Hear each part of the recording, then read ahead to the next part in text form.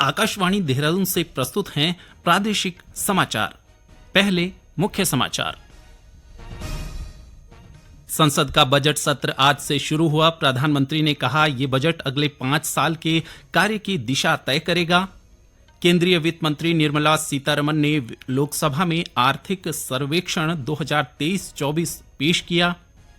वार्षिक कांवड़ यात्रा आज से शुरू। हरिद्वार के हर की पैड़ी में लाखों श्रद्धालुओं ने आस्था की डुबकी लगाई। शिव मंदिरों में पूजा अर्चना और जलाभिषेक के लिए बड़ी संख्या में श्रद्धालुओं के पहुंचने का सिलसिला जारी।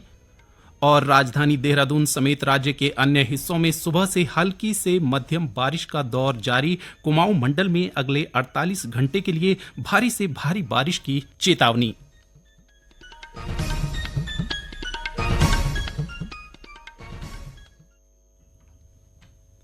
नमस्कार, दोपहर समाचार के साथ मैं संजय भंडारी। और अब समाचार विस्तार से। संसद का बजट सत्र आज से शुरू हो गया है। राज्यसभा की कार्यवाही विपक्ष के हंगामे के साथ शुरू हुई। इससे पहले प्रधानमंत्री नरेंद्र मोदी ने संसद के बाहर संवाददाताओं से कहा कि ये बजट अमृतकाल का महत्वपूर्ण बजट है और ये अगले 5 साल की तस्वीर दिखाएगा। उन्होंने कहा कि देश 8% विकास दर के साथ आगे बढ़ रहा है। प्रधानमंत्री ने विपक्षी दलों से नकारात्मक राजनीति से बचने की अपील की। उन्होंने सत्र के सकारात्मक और सृजनात्मक होने की कामना की। मैं देशवासियों को जो गारंटी देता रहा हूं, क्रमशः रूप से उन गारंटियों को जमीन पर उतारना, इस लक्ष्य को लेकर के हम आगे बढ़ रहे हैं। ये बजट अमृतकाल का एक महत्वपूर्ण बजट है। हमें 5 साल का जो अवसर मिला है, आज का बजट हमारे उन 5 साल के कार्य की दिशा भी तय करेगा। और ये बजट 2047 जब आजादी के 100 साल होंगे, तब विकसित भारत का जो हमारा सपना है, उस सपने को पूरा करने की मजबूत नींव वाला बजट लेकर के हम कल देश के सामने आएंगे। केंद्रीय वित्त मंत्री निर्मला सीतारमण ने संसद में वित्तीय वर्ष 2023-24 का आर्थिक सर्वेक्षण प्रस्तुत किया।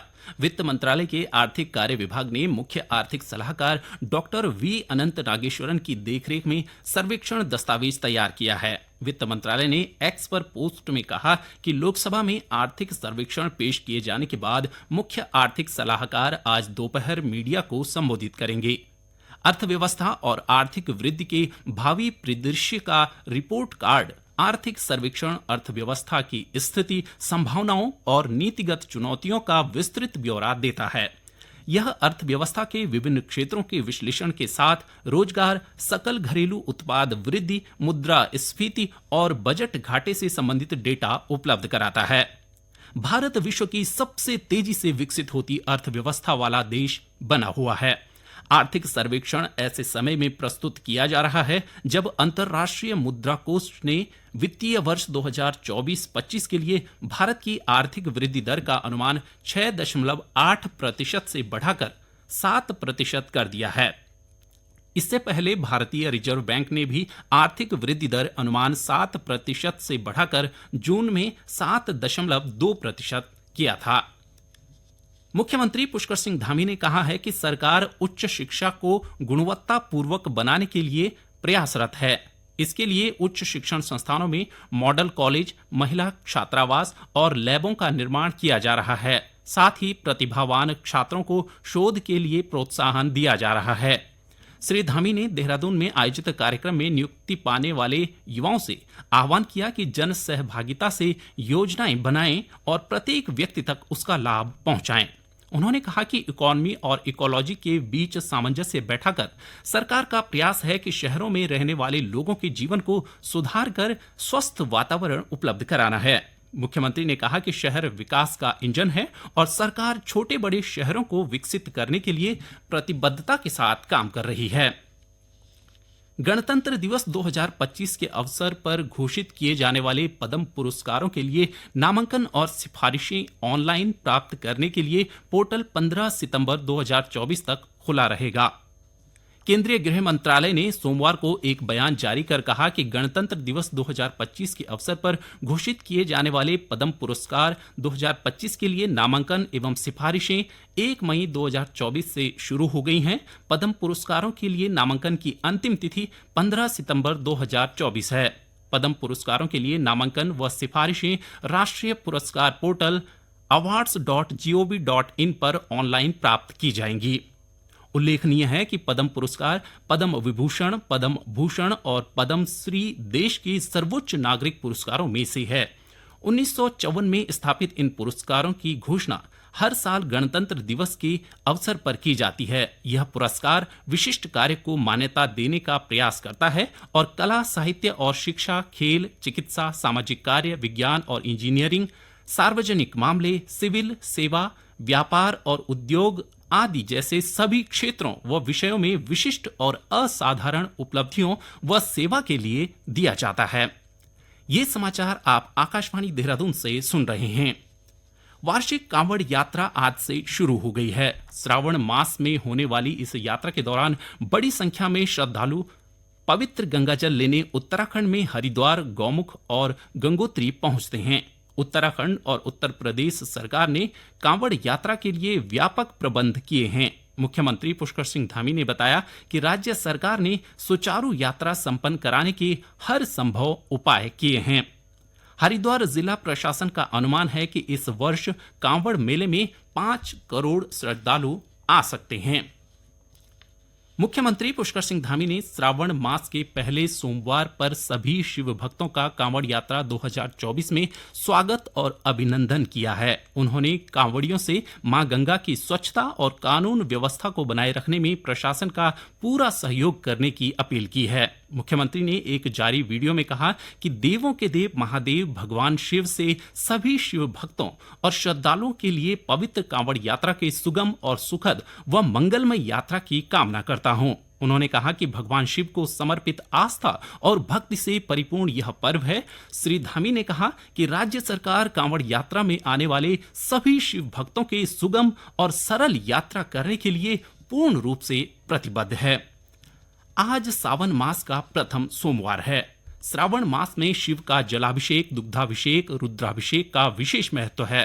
प्रदेश भर के मंदिरों में सुबह से शिव पूजन के लिए श्रद्धालुओं की भीड़ जुटी हुई है।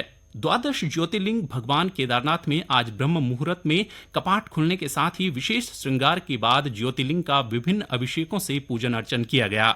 हरिद्वार के विभिन्न शिव मंदिरों में जलाभिषेक के लिए सुबह से हजारों की संख्या में शिव भक्त पहुंच रहे हैं। हरिद्वार स्थित दक्ष प्रजापति मंदिर में पूजन का विशेष महत्व है। मंदिर के पुजारी का कहना है कि धार्मिक ग्रंथों में उल्लेख है कि श्रावण से 4 माह तक भगवान शिव गंगा में वास करते हैं। श्रावण के महीने से भगवान शिव की सत्ता प्रारंभ हो जाती है। 4 महीने के लिए भगवान शिव के हाथों में ही पूरी सृष्टि का संचालन होता है। भगवान शिव अपने मस्तक पे गंगा को धारण करते हैं और अपने मस्तक पे चंद्रमा को भी धारण करते हैं। इसलिए चंद्रमा के दिन अर्थात सोमवार के दिन गंगा को धारण करने के कारण गंगा जल से भगवान शिव का रुद्राभिषेक, जलाभिषेक करने का विशेष महत्व है। इसलिए दूर दूर से कांवड़िए और श्रद्धालु गंगा जल से भगवान शिव का जलाभिषेक करते हैं और कांवड़ में गंगा जल भर के अपने क्षेत्रीय शिवालयों में ले जाके भी भगवान शिव के शिवलिंग पर गंगा जल का अभिषेक किया जाता है। पौड़ी जिले में स्थित नीलकंठ, ताड़केश्वर, क्यूंकालेश्वर, कमलेश्वर, चमोली जिले के गोपीनाथ, टिहरी जिले के उणेश्वर महादेव, रुद्रप्रयाग जिले में स्थित कोटेश्वर महादेव समेत अन्य मंदिरों में श्रद्धालुओं की भीड़ जुटी हुई है। बागेश्वर जिला मुख्यालय में स्थित पौराणिक बागनाथ मंदिर में श्रद्धालु सुबह से लाइन में खड़े होकर जलाभिषेक व पूजन के लिए अपनी बारी का इंतजार कर रहे हैं। शिव पर्व को देखते हुए मंदिरों में सुरक्षा के विशेष इंतजाम किए गए हैं। कोतवाल कैलाश नेगी ने बताया कि मंदिर में भारी भीड़ को देखते हुए पर्याप्त पुलिस बल की तैनाती की गई है। आज सावन का पहला सोमवार है, लेकिन अपेक्षा से ज़्यादा भीड़ यहाँ पर आ गई है। काफ़ी संख्या में लोग यहाँ पर आए हुए हैं श्रद्धालु। सुबह 5 बजे से ही लगातार लाइन लगी हुई है और हमने यहाँ पर पर्याप्त पुलिस फोर्स लगा रखा है। मंदिर परिसर में भी और उधर नदी के किनारे भी पुलिस बल लगा हुआ है, लेकिन नदी लगातार बढ़ती जा रही है। और विशेष तरह से मेरा सभी लोगों से करबद्ध अनुरोध है कि नदी की तरफ जाने की कोशिश न करें। लोग बार बार नदी से जल लेने की कोशिश करें, क्योंकि लगातार नदी का बहाव बढ़ते रह रहा है। राजधानी देहरादून समेत राज्य के अन्य हिस्सों में सुबह से हल्की से मध्यम बारिश का दौर जारी है। मूसलाधार बारिश के चलते पर्वतीय अंचल में कई सड़क मार्गों के अवरुद्ध होने की खबर है।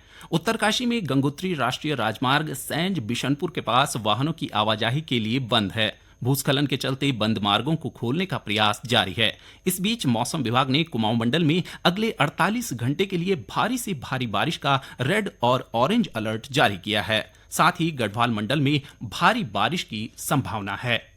अंत में मुख्य समाचार एक बार फिर।